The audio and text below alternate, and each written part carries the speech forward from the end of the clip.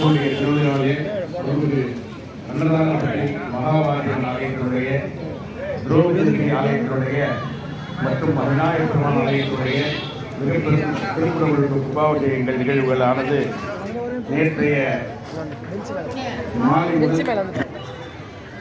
மூன்றாம் கால நிகழ்வுகளை பற்றி இப்பொழுது வருகின்ற வெள்ளிக்கிழமை திருக்குறள் நடைபெறுகிறது. இந்த ஆலயத்தினுடைய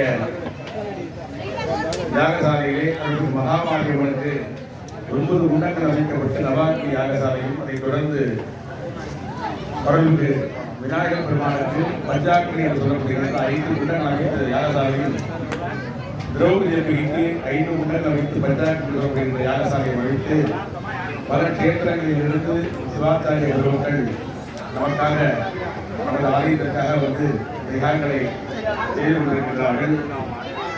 அந்த வகையிலே இந்த ஆலயத்துடைய வருகின்ற சிவாச்சாரிய குருக்களுக்கு வஸ்திர மரியாதையானது செய்யப்பட இருக்கிறது. அனைவரும் ஒரு நேரம் அமைதி காத்து எல்லாம் வல்ல மகாபாரதியை திருவிழா அமைய வேண்டி கேட்டுக்கொள்கிறோம்.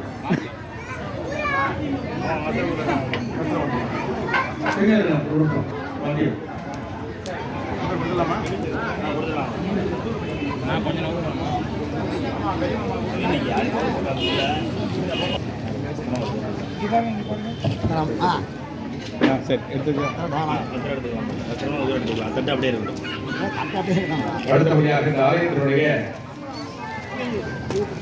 பரம்பரை அர்ச்சகர் சிவஸ்ரீ வேதமூர்த்தி சுபாகர் அவர்களுக்கு வஸ்திர மரியாதையானது அளிக்கிறது.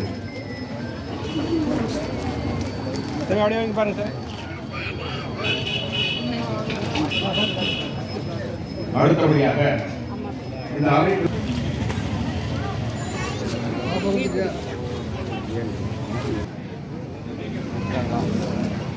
அடுத்தபடியாக அவர்களுக்கு சென்னை சிந்தாதிரிப்பேட்டை கோபுரீஸ்வரபுரம் சிவஸ்ரீ விஸ்வநாத சிவாச்சாரிய அவர்களுக்கு வஸ்திர மரியாதை அளிக்கப்படுகிறது. அடுத்தபடியாக